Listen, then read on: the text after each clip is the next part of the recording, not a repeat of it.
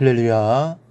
사랑하는 대강의 가족 여러분, 오늘 하루도 하나님의 말씀과 동행하는 삶이 되길 소망합니다. 오늘 함께 나눌 하나님의 말씀은 고린도전서 9장 16절에서 18절 말씀입니다. 내가 복음을 전할지라도 자랑할 것이 없음은 내가 부득불할 일임이라. 만일 복음을 전하지 아니하면 내게 화가 있을 것이로다. 내가 내 자의로 이것을 행하면 상을 얻으려니와 내가 자의로 아니한다 할지라도 나는 사명을 받았노라. 그런즉 내 상이 무엇이냐? 내가 복음을 전할 때에 값없이 전하고 복음으로 말미암아 내게 있는 권리를 다 쓰지 아니하는 이것이로다. 아멘. 언젠가 집시 스미드 목사가 집회를 인도하고 있는데 어린 소녀가 캔디 상자를 들고 나와 그에게 주었습니다. 영문을 몰라 이것을 왜 나에게 주느냐 하고 묻자 소년은 이렇게 말합니다. 우리 아빠는 늘 술만 마시고 집에 와서는 엄마랑 우리들을 학대했었어요.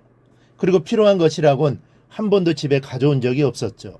그런데 아빠가 어느 날 목사님의 설교를 듣고는 그리스도가 아빠의 구주임을 아셨대요. 그 우리는 정말 좋은 가정이 되었어요. 아빠를 그리스도께 인도해 주셔서 감사해요. 아빠의 주님은 가정의 주님이 되셨던 겁니다. 이 전도는 이렇게 한 사람에게 또한 한 가정에 놀라운 기적의 역사를 가져다 줍니다. 말 그대로 복음은 복된 소식입니다. 이 좋은 예수를 나만 알고 살다가 죽는다면 이것만큼 이기적인 사람은 없을 겁니다. 그러므로 우리는 기회가 주어질 때마다 전도를 해야 합니다. 먼저 전도는 부득불할 것입니다. 16절을 보면 내가 복음을 전할지라도 자랑할 것이 없음은 내가 부득불할 일임이라. 즉 좋아도 해야 하고 싫어도 해야 하는 것이 전도입니다. 할 수 있어도 해야 하고 할 수 없어도 해야 하는 것이 전도입니다. 또 내게 이득이 되지 않아도 해야 합니다. 이것이 부득불하는 전도입니다. 무슨 일이 있어도 해야만 하고 어떤 일이 있어도 안 하면 안 되는 일이 바로 전도입니다. 여러분, 하나님 나라에서 전도왕으로 누가 뽑힐까요? 당연히 사도 바울일 겁니다. 바울처럼 복음의 미개척지를 향해 불도저처럼 밀어붙이면서 복음의 밭을 일궈 놓은 사람은 없습니다. 그런데 그 바울이 전도는 부득불해야 한다고 목청을 높이고 있는 것입니다. 우리도 바울의 이 모습을 본받아 부득불, 즉 어떤 상황 속에서도 전도에 힘쓰는 삶을 살아가기를 바랍니다. 둘째는 복음을 전하지 않으면 화가 미칠 것임을 잊지 말아야 합니다. 이 사람들은 이 전도를 상급과만 연관지어 생각합니다.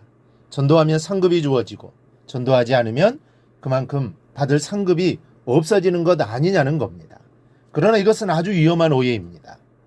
이 전도해야 할 사람을 전도하지 못하면 거기에는 화가 준비되어 있습니다. 여러분 한번 생각해 보십시오.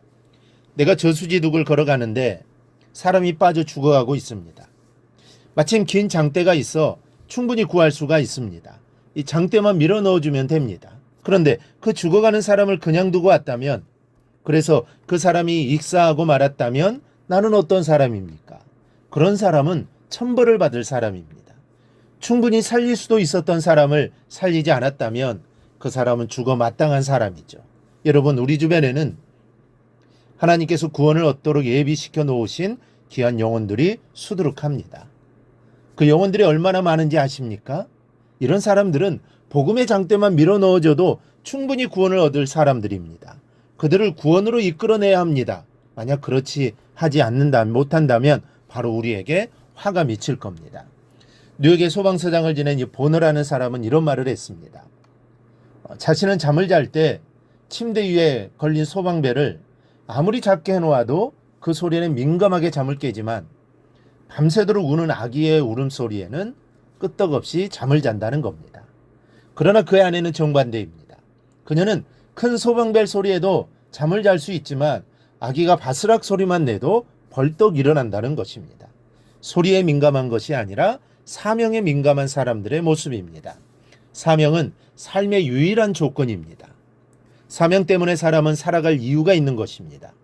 사명을 잘 감당한 자만이 사명이 끝나는 날 큰 기쁨과 환희로 그날을 맞이할 수 있는 것입니다. 전도도 이런 민감한 감각을 가지고 있어야 합니다.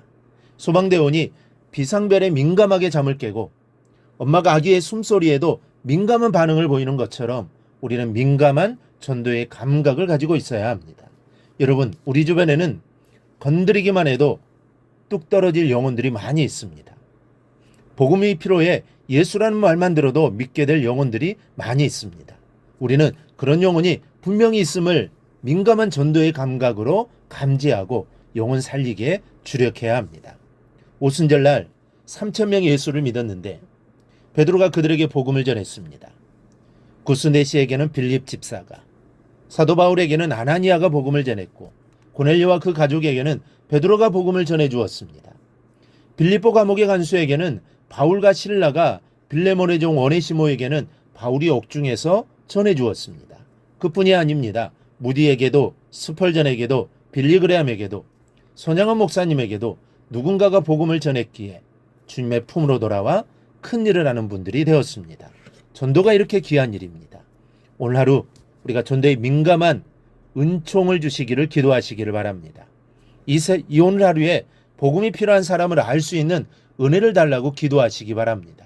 그리고 그 하나님이 주시는 그 힘으로 오늘 하루도 복된 소식을 증거하며 살아가는 성도들이 되기를 바랍니다. 그리하여 전도를 통해 영혼을 구원하고 하나님을 기쁘시게 해드리는 성도님들이 다 되시기를 주님의 이름으로 축원합니다. 오늘 묵상한 말씀을 굳게 잡고 삶으로 실천하며 살아내는 대강의 모든 성도들이 되기를 축복합니다.